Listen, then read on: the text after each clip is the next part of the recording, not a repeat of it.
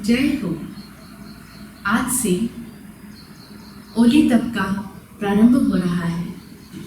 9 दिनों तक, आश्विन शुक्ला सप्तमी से पूर्णिमा तक, इन 9 दिनों में अनेकों साधक लोग ओली की यानी कि आयंगर तप की आराधना करते हैं और साथ ही 9 पद की साधना, नमोकार के जो पंच परमेष्ठी पद और ज्ञान दर्शन चारित्र और तप, इस तरह से 9 पदों की 9 दिनों में आराधना की जाती है। और यह 9 पदी ओली तप की साधना आराधना वर्ष में 2 बार की जाती है, आश्विन शुक्ला सप्तमी से पूर्णिमा तक और चैत्र शुक्ला सप्तमी से पूर्णिमा तक। ये दोनों ही समय संधि साधना के लिए अत्यंत महत्वपूर्ण समय होते हैं। इसीलिए इन दिनों में व्यक्ति आयंगर तप की आराधना के साथ में 9 पद का ध्यान करें। इन 9 दिनों के अंदर जिन्होंने पहले करी 9 पद की आराधना, जिनसे कि उनका पूरा जीवन बदल गया, नमोकार की साधना ने जिनका पूरा जीवन बदला, ऐसे राजा श्रीपाल और मैना सुंदरी, इन दोनों का जीवन चरित्र का वाचन किया जाता है। कैसे उन्होंने अपने पूरे जीवन को बदला 9 पद की साधना करके। इन्हीं 9 दिनों में हम भी सुनना प्रारंभ करते हैं श्रीपाल और मैना सुंदरी की जीवन कथा को। हमारे पूर्वाचार्यों ने श्रीपाल मैना सुंदरी का जीवन रास रचा, उसी रचना को हम भी सुनेंगे। प्रारंभ करते हैं मंगलाचरण से। ऋषभादि 24 जन विद्यमान प्रभु 20, अनित चतुष्टय युक्त है ते प्रणमु जगदीश। प्रारंभ होता है नमन के भाव से, क्योंकि नमन का भाव ही मंगल है, यही मंगलाचरण कहलाता है। इसीलिए तो हम कहते हैं कि एसो पंच नमोकारो सव्वा पाव पणासनो मंगलानम च सव्वेसिम परमम हवै मंगलम। सभी मंगलों में यह नमोकार प्रधान मंगल है। जिस व्यक्ति के भीतर यह नमन का भाव जागृत होता है, वह सर्वदा मंगल को पाता है। तो प्रारंभ हुआ 24 तीर्थंकर भगवान को और वर्तमान में विचरने वाले 20 विहरमान भगवान को वंदन करके, गणधर गौतम स्वामी को और प्रकट गुरुदेव को वंदन करने के पश्चात विद्या की दात्री देवी सरस्वती को वंदन नमन करके प्रारंभ होता है श्रीपाल की कथा का। चौथे आरे की यह बात है। चंपापुरी नगरी में राजा सिंहरथ का राज्य था। सिंहरथ राजा की रानी कमल प्रभा थी। अब राजा और रानी दोनों ही प्रजा के लिए माता पिता के समान हैं। वे भी अपनी प्रजा का पुत्रवत पालन करते हैं। ना प्रजा को उनसे कोई शिकायत है और ना ही राजा के मन में किसी तरह की कोई बात है। ऐसे सुख के दिन बीतते जा रहे थे, लेकिन हम इंसानों की एक मनोवृत्ति होती है कि हर सुख में भी हमें कोई ना कोई दुख नजर आ ही जाता है, कोई ना कोई अभाव व्यक्ति को खटकता ही रहता है। ऐसे ही राजा रानी के जीवन में भी एक कमी थी जो उन्हें लगातार दुखी किए जा रही थी, जिसके कारण वे व्यथित थे। वह था कि उनके यहाँ पर कोई उनकी वंश को आगे बढ़ाने वाला कुल दीपक नहीं था, उनके कोई पुत्र नहीं था, उनके कोई संतान नहीं थी। इसीलिए वे दोनों ही दुखी रहते थे। समय बीतता चला गया और अनेकों वर्षों के बाद में उनके यहाँ पर पुण्य योग से पुत्र का जन्म हुआ। रानी की गोद भरी गई और जब पुत्र का जन्म हुआ, जिसे व्यक्ति अनेकों अनेकों वर्षों तक चाहता है, फिर वह मनवांछित जब मिल जाता है तो हम समझ सकते हैं कितनी खुशी होती है। रानी और राजा का हर्ष मानो उनके भीतर नहीं समा रहा हो, पूरी प्रजा के भीतर भी हर्ष की लहर दौड़ पड़ी और ऐसे में पुत्र का नामकरण किया गया श्रीपाल कुंवर। श्रीपाल यानी जिसके आने से ही धन संपदा की सर्वत्र वृद्धि ही वृद्धि होती गई, हर तरफ आनंद का माहौल बन गया और श्रीपाल कुंवर देखते देखते बड़े ही लाड़ प्यार और दुलार के साथ बढ़ने लगा। श्रीपाल कुंवर 5 वर्ष का हो गया। इधर राजा सिंहरथ के शरीर में शूल रोग उत्पन्न हुआ और वह शूल रोग ऐसा कि जिसका बहुत इलाज करवाने के बाद में भी जिसका शमन नहीं हो पाया और आखिरकार उस शूल रोग के कारण राजा को अपने प्राण गंवाने पड़े। राजा स्वर्ग सिधार गए। अब राजा के जाने का दुख रानी कमल प्रभा से बर्दाश्त ही नहीं हो रहा। दिन रात रानी रोती ही रहती है। उसके दुख का मानो कोई पार नहीं है। ऐसे समय में जबकि उसका पुत्र बहुत ही छोटा है, मात्र 5 वर्ष का वह श्रीपाल कुंवर है, अब उसे कौन धीरज बंधावे। इस समय में राज्य का चतुर मंत्री था जिनका नाम था मति सागर। नाम के ही अनुरूप वे बुद्धि के सागर थे, मति निधान थे। ऐसे चतुर और राज्य भक्त मंत्री जी आकर के रानी कमल प्रभा को धैर्य बंधाने का प्रयास करते हैं।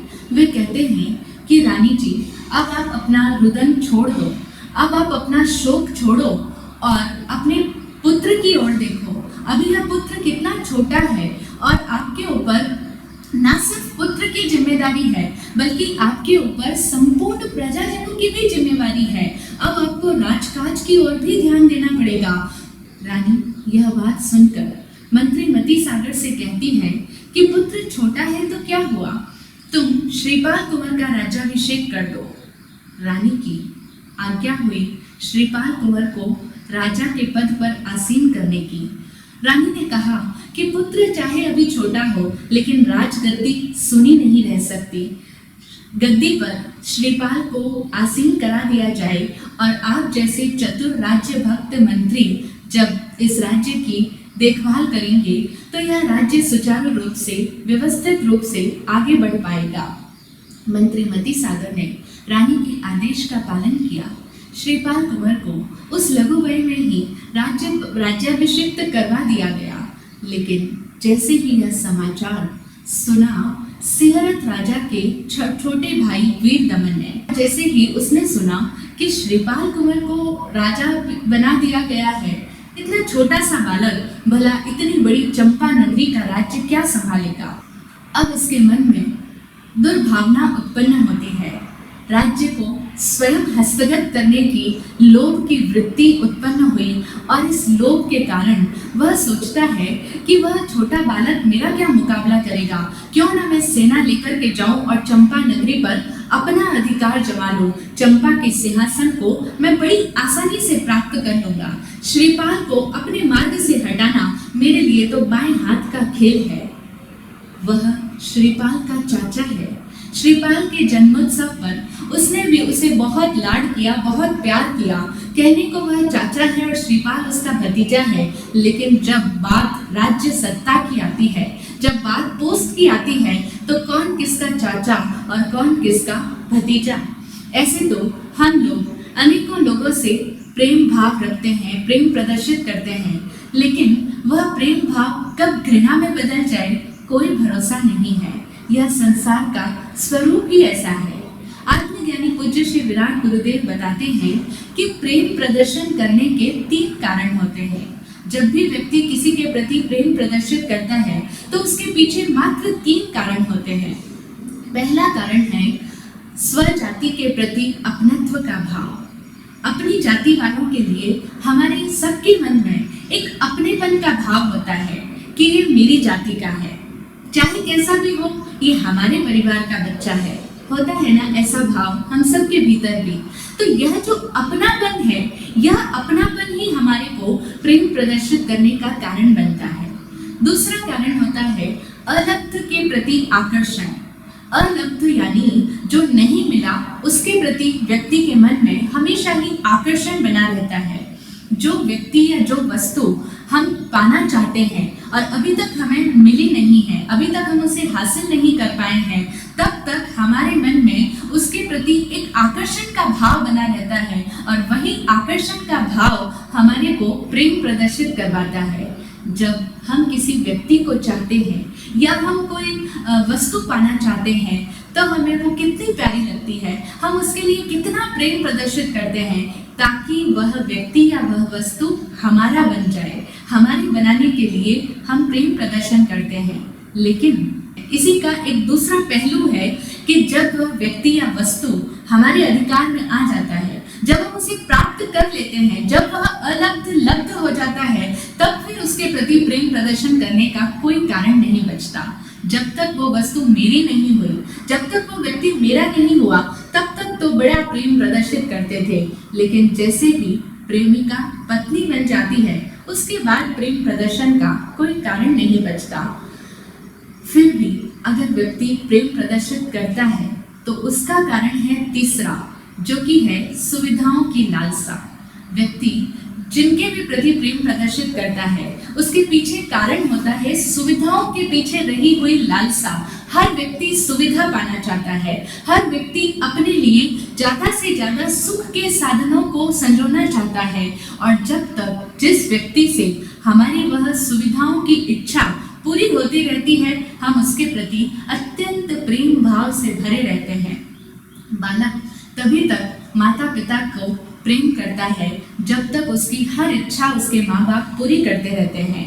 जिस दिन माँ बाप बच्चे की इच्छा पूरी नहीं करते हैं, तब वही माँ बाप बच्चे को खारे लगने लग जाते हैं।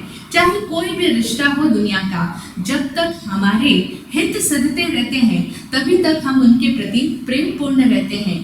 जैसे ही हमारे परस्पर एक दूसरे के हित टकराने लग जाए, हमारे स्वार्थ में, हमारी मनोकामना की पूर्ति में सामने वाला व्यक्ति बाधक बनने लग जाए, तो फिर हमारा वह प्रेम घृणा में कब बदल जाता है मालूम ही नहीं चलता। ऐसा ही वीर दमन के साथ में हुआ। वीर दमन जो कि रिश्ते में श्रीपाल के चाचा लगते हैं, लेकिन जैसे ही उन्होंने देखा चंपा नगरी पर अब बड़े भ्राता राजा सिंहरथ का राज्य नहीं रहा, वे तो स्वर्ग सिधार गए, और ये श्रीपाल वाला क्या राजकाज को संभालेगा, राजगद्दी को संभाल करके रख पाएगा। तो मैं इसको चंपा को अपने अधिकार में ले लूं, और अगर यह श्रीपाल मेरे इस मंशा के बीच में आता है तो मैं इस श्रीपाल का पत्ता साफ कर दूं। श्रीपाल को अपने मार्ग से हटाने की कामना वह लोभी चित्त कर बैठता है। वीरदमन सोचता है कि कल को बड़ा होकर के श्रीपाल फिर अपना अधिकार मांगेगा कि यह राजगद्दी मेरे पिता की है, इसका उत्तराधिकारी तो मैं हूँ, तो इसीलिए अच्छा हो कि ना रहे बांस ना बजे बांसुरी, आज ही श्रीपाल का काम तमाम कर दिया जाए। यह बात उस वीरदमन के मन में चल रही है, और जो चंपा नगरी के चतुर मंत्री हैं मति सागर, उन्होंने अपने गुप्तचरों से यह भेद प्राप्त कर लिया। उन्हें मालूम पड़ गया कि वीरदमन इस तरह की कुटिल मंशा रख रहा है। तो यह बात पता लगते ही वे रानी कमल प्रभा के पास में आते हैं और कहते हैं कि वीरदमन चंपा नगरी पर कभी भी चढ़ाई कर सकता है, सेनाओं का आक्रमण हो सकता है, और ऐसे में हमारी सेना का उत्साह मंद पड़ जाएगा और वीरदमन चंपा नगरी को हस्तगत कर लेगा, अपने अधिकार में कर लेगा। इसीलिए आपके लिए इस समय यही उपयुक्त है कि आप श्रीपाल की सर्वप्रथम सुरक्षा कीजिए। श्रीपाल कुंवर को लेकर आपको राजमहल छोड़ करके चले जाना चाहिए, क्योंकि सेनाओं ने बाहर डेरा डाल दिया है। अब कमल प्रभा रानी हड़बड़ा गई, वह नहीं समझ पा रही कि उसे क्या करना चाहिए। रानी कमल प्रभा मंत्री की बात सुनकर श्रीपाल कुंवर को लेकर के आधी रात को ही महल के पिछले दरवाजे से बाहर चल पड़ी जंगल की ओर। सारी रात जंगल में वह अपने उस नन्हे बालक को उठा करके चलती चली जा रही है। जंगल का वह कंटका कीर्ण पथ, कांटों से भरी उबड़ खाबड़ वह राह, आज तक जो महारानी रथों के अंदर चलती थी, कभी जिन्होंने भूमि पर भी पांव नहीं रखे, ऐसी रानी कमल प्रभा को अपने पुत्र को गोद में उठा करके उस उबड़ खाबड़ जंगल की बीहड़ राह पर आज चलना पड़ रहा है। रानी अपने भाग्य को कोसती है, लेकिन फिर संभलती है, सोचती है कि मैंने ही पूर्व जन्म में कोई पाप किया होगा कि जिसके फलस्वरूप आज यह परिणाम देखना पड़ रहा है। जंगल के अंदर रात के समय जहाँ एक अच्छा भला इंसान भी जाने से डरता है, कतराता है। ऐसे में वह रानी अपने छोटे बालक को साथ लेकर गुजर रही है। भयंकर सिंह की गर्जना सुनाई देती है, कभी नाग आता है, कभी हाथी की चिंगार सुनाई देती है।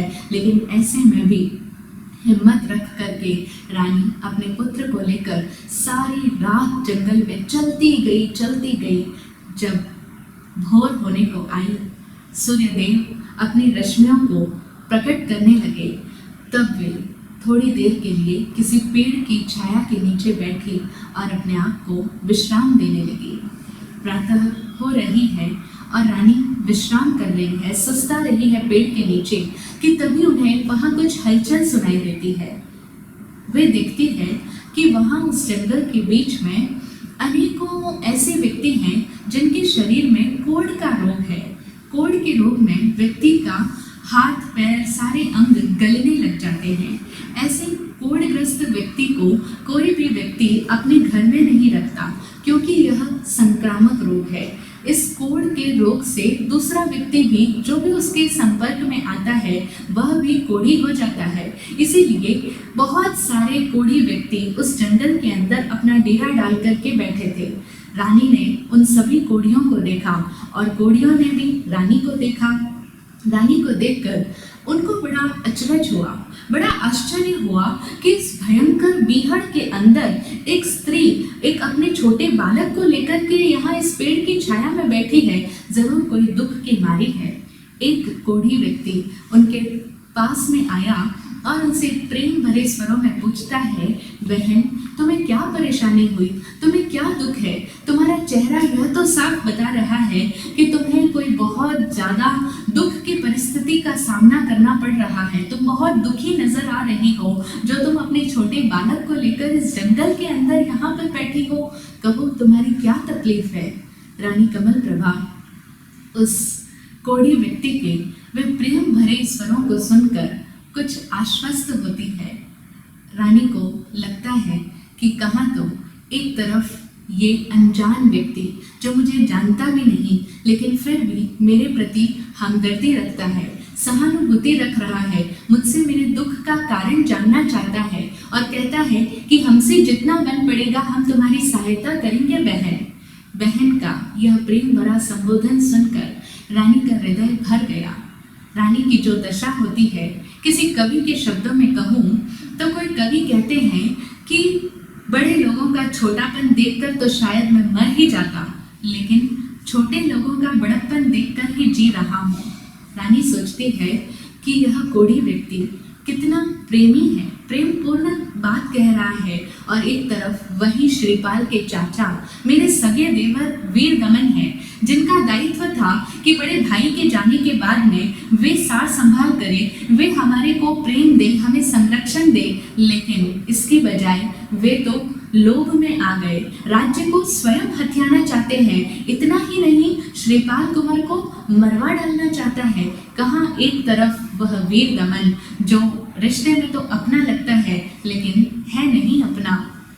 हकीकत है यह दुनिया की, हम लोग जिन्हें अपना मानते हैं कि ये हमारे अपने लोग हैं, वे कितने अपने हैं, कहाँ तक अपने रहते हैं। जब तक गुरुदेव के भजन की दो पंक्तियां कहती है, दुनिया बनियों का बाड़ा है, सुविधा के क्रेता लोग सभी, परिजन संतान धनी दारा, संकट में छोड़े साथ सभी। रानी कमलावती इसी तरह का चिंतन कर रही है कि यह दुनिया कितनी विचित्र है। जब तक सुख है तब तक सब अपने साथ रहते हैं और जब संकट का समय आता है तो अपने ही कहलाने वाले वे परिजन, फिर चाहे वह माँ हो, पिता हो, पति हो, पुत्र हो, चाचा हो, देवर हो, कोई भी हो, वह साथ छोड़ने में एक पल की भी देर नहीं लगाता। सब अपनी सुविधाओं को प्यार करते हैं।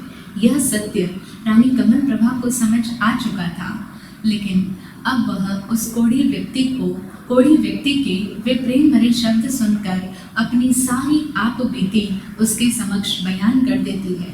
वह बता देती है कि किस तरह से उसके जीवन ने पलटा खाया और आज उसको अपने पुत्र को लेकर इस जंगल के अंदर दर दर भटकना पड़ रहा है। यह बात सुनते ही उस कोढ़ी व्यक्ति ने कहा, बहन तुम बिल्कुल चिंता मत करो, अब तुम्हारे सार संभाल की जिम्मेदारी हमारे ऊपर है और हम यहाँ पर 700 लोग हैं। हम सभी 700 लोगों को कोढ़ का रोग उत्पन्न हो चुका है, इसीलिए हम नगर में नहीं रहते, हम जंगल में ही रहते हैं और जंगल जंगल ही भ्रमण करते चले जाते हैं।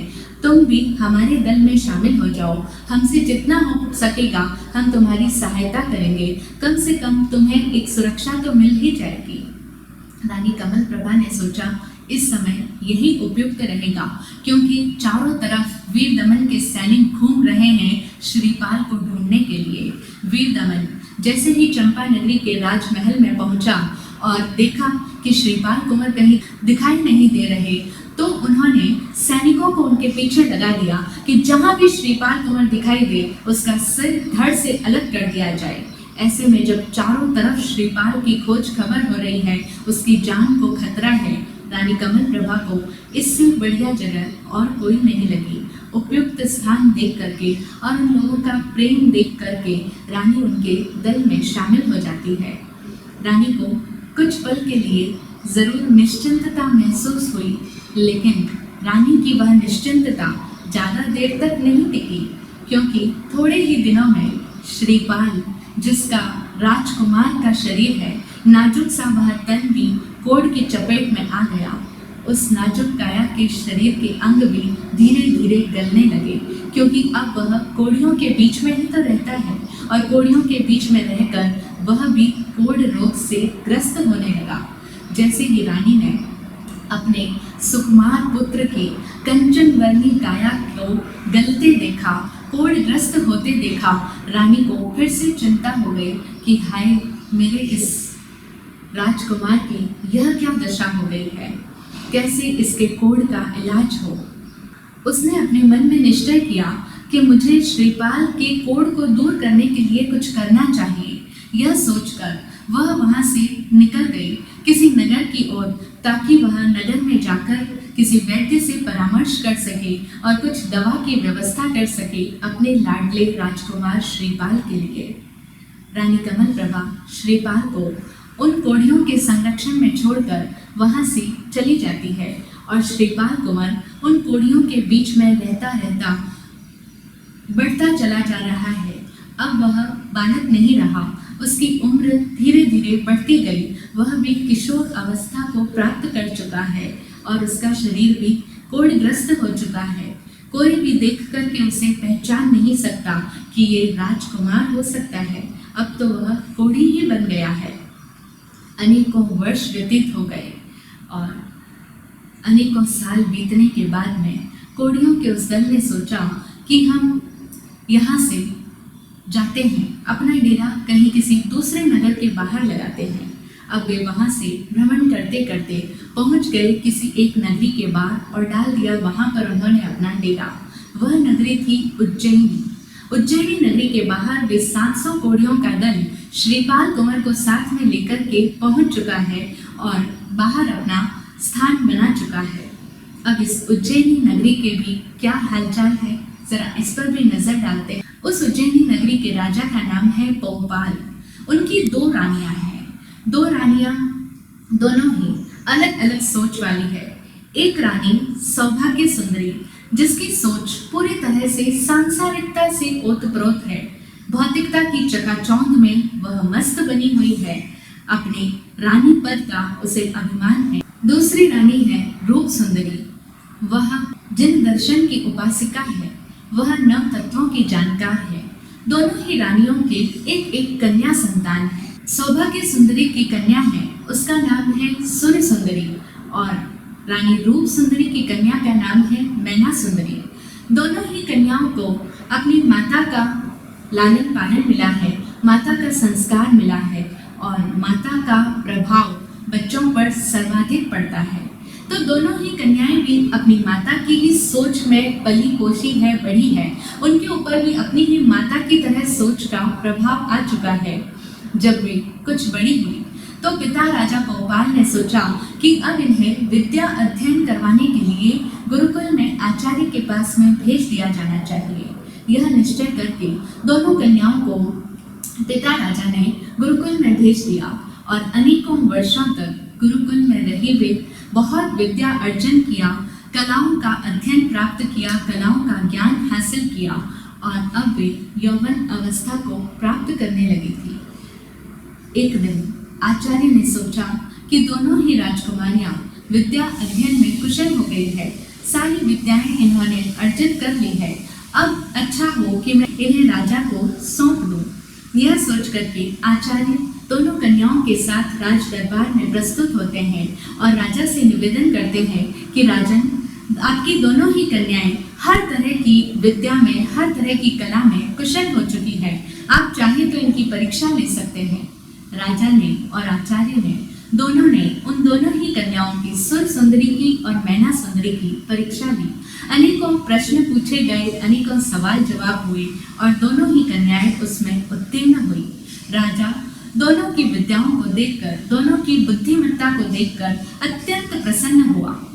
सुर सुंदरी को कलाओं की विशेष रुचि थी, नृत्य कला, गायन कला, इस तरह जितनी भी कलाएं होती है उसमें उसकी ज्यादा रुचि थी और उसके इस कलाओं की अभिरुचि को देखकर राजा बहुपाल और भी ज्यादा प्रसन्न हुए और प्रसन्न होकर के वे सुर सुंदरी से कहते हैं कि बेटी, मैं तुम पर बहुत प्रसन्न हूँ, तुमने आज मेरा मन मुक्त कर लिया है, तुम्हारी जो भी मन में इच्छा हो वो तुम बताओ, मैं तुम्हारी हर इच्छा को पूरी करूँगा। मैं तुम्हारा पिता हूँ, मैंने तुम्हारा लालन पालन बड़े प्यार से किया है, तुम्हें हर तरह की सुख सुविधा दी है, तुम्हारे ऐशो आराम में कोई कमी नहीं रखी है।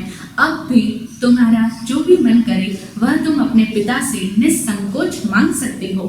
सुर सुंदरी पिता की यह बात सुनकर कहती है, पिताजी, मेरे मन में शंखपुर के राजकुमार से विवाह करने की इच्छा है। यह सुनते ही राजा बहुपाल कहते हैं, इसमें कौन सी बड़ी बात है बेटी, तुम्हारे जो मन करता है, तुम्हें जिस वर के साथ में विवाह करना है, तुम्हें उसी के साथ में विवाह करवा दिया जाएगा। तुम्हारा पिता तुम्हारी हर इच्छा को पूरी करेगा। राजा बहुपाल के मन में था, मैं अपनी कन्या को हर तरह से सुखी बना सकूं। क्यों ना हो, हर पिता के मन में यही तो बात रहती है कि वह अपनी संतान को ज़्यादा से ज़्यादा सुख दे सके, उसको जो भी चाहिए वह उसकी हर इच्छा को पूरा कर सके। हर पिता के मन में यह कामना रहती ही है। अब वो राजा बहुपाल अपनी दूसरी पुत्री मैना सुंदरी की ओर देखकर कहते हैं, बेटी, मैं तुम पर भी बहुत प्रसन्न हूँ, तुम्हारी बुद्धि की मैं सराहना करता हूँ और तुम्हारे मन में भी यदि कोई बात हो, तुमने मुझसे अपना कुछ भी मन इच्छित मांगना चाहती हो तो मांग लो, तुम्हारे पिता तुम्हारी हर इच्छा को पूरी करेगा।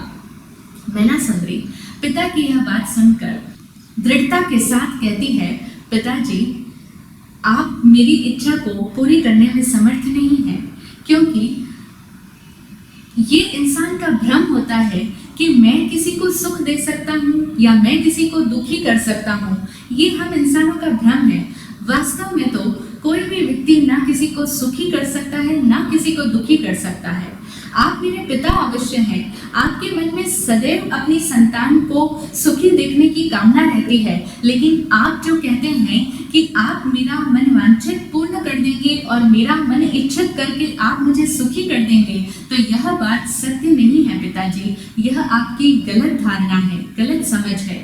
मैना सुंदरी की यह बात राजा को कुछ भाई नहीं। राजा ने कहा, मैं पिता हूँ और पिता तुम्हारी सुख सुविधा का ख्याल रखता है, इसीलिए मैं तो बस तुम्हें आराम रहे, तुम्हें सुख मिले, बस यही चाहता हूँ। इसीलिए तुमसे कहता हूँ कि तुम भी अपना कोई मन वांछित वर मांग लो। मैना सुंदरी यह बात सुनते ही कहती है, पिताजी, वर मांगना तो दूर की बात, मैं तो ऐसी बात सुनना भी पसंद नहीं करती। यह तो बड़ी ही निर्लज्जता होगी कि मैं स्वयं अपने मुख से ऐसी कोई बात करूं। और जहाँ तक यह बात है कि मुझे आराम रहे, आप मुझे सुखी कर देंगे, तो ऐसा समर्थ नहीं है। मैना सुंदरी कुछ दूसरी विचारधारा की थी। मैना सुंदरी जीवन के सत्य को समझती थी, जीवन का तथ्य उसे समझ आ चुका था, इसीलिए वह दृढ़ता के साथ अपनी बात रखती है। पिता के साथ में उसका बड़ा लंबा वार्तालाप चलता है। वह पिता को समझाने का प्रयास करती है कि पिताजी, सुखस्य दुःखस्य न कोऽपि दाता, सुख दुख का दाता कोई भी नहीं है। हम लोग भले ही अपने घमंड में आकर के सोच लें कि हम किसी को सुखी कर पा रहे हैं, हमने किसी को सुखी कर दिया या हमारे कारण से कोई दुखी है, ऐसा बिल्कुल भी नहीं है। व्यक्ति अपने ही कर्मों से सुख को और दुख को प्राप्त करता है। हमारे कर्मों के लिए हम स्वयं जिम्मेदार होते हैं। और पिताजी, जिस राजपाट पर आप इतना अभिमान कर रहे हैं, आपको लगता है मैं राजा हूँ, मेरे पास किसी बात की कमी नहीं है, वह राज्य पद, ये सारे ऐशो आराम, यह राजपाट, यह भी आपको इसीलिए मिला है क्योंकि आपने पहले ऐसे पुण्य कर्म किए हैं। अच्छे कर्मों का फल अच्छा मिलता है और बुरे कर्म यदि किए होते तो आज आपको भी जीवन में अनेकों संकटों का सामना करना पड़ता। यह बात भला किसे बर्दाश्त हो सकती थी? राजा को यह बात बिल्कुल भी सहन नहीं हुई। अब तो राजा के मन में अहंकार जो जागृत हुआ, उस अहंकार को आहत कर दिया है उसकी अपनी ही पुत्री मैना सुंदरी ने। राजा का ईगो हर्ट हो चुका है और अभिमान से आहत हुआ वह राजा मैना सुंदरी को कहता है, पुत्री, तुम मेरी बात को समझ नहीं रही हो, तुम्हें मेरी बात को मानना पड़ेगा कि मैं तुम्हारा पिता हूँ और बेटी अपने पिता के अधीन होती है। मैना सुंदरी, देखो, जो बेटियां होती है ना, जब वो बचपन में होती है, जब वह पिता के घर में होती है, तो उनका संरक्षण उनके पिता ही करते हैं। तब तक वो पूरी तरह से पिता के अधीन होती है। जब कन्या का विवाह हो जाता है तो वह पति के संरक्षण में रहती है और जब वही कन्या वृद्धत्व को प्राप्त होती है, बूढ़ी हो जाती है, तब उसके संरक्षण का दायित्व उसके पुत्र पर होता है। इसीलिए कन्या सदा ही किसी न किसी के संरक्षण में पलती है, संरक्षण में ही बढ़ती है। तुम्हारा पिता अभी जीवित है, इसीलिए तुम बात को समझो। मैं ही तुम्हें सुखी कर सकता हूँ, मैं ही तुम्हें दुख भी दे सकता हूँ। और अब राजा के मन में उसके प्रति गुस्सा भी आने लगा है। अहंकार के कारण ही व्यक्ति को क्रोध भी आता है। अब राजा गुस्सा करता है, लेकिन फिर भी चाहता है कि मैना सुंदरी मेरी बात को मान ले। मैना सुंदरी चाहती है कि राजा सत्य को समझ जाए। जो जीवन का सत्य है वह किसी के लिए परिवर्तित नहीं होता, वह तो सबके लिए समान है। हम चाहे उसे माने या ना माने, सूर्य पूर्व में उदित होता है। अब चाहे कोई व्यक्ति उसे अस्वीकार कर ले, लेकिन इससे सत्य परिवर्तित नहीं होता। मैना सुंदरी बड़े ही विनय भाव से अपने पिता को समझाती है, लेकिन वह अपनी बात पर अड़िग है, वह दृढ़ है, क्योंकि वह सिद्धांत को जानती है, वह तत्व को समझती है। अब मैना सुंदरी क्या अपने पिता को समझाने में समर्थ हो पाती है? क्या उसकी बातों से उसके पिता सत्य को समझ पाते हैं, या पिता अपनी बेटी को जबरदस्ती अपनी बात मनवाने में समर्थ हो पाते हैं? इसको हम सुनेंगे समय आने पर। आज इतना ही। जय हो।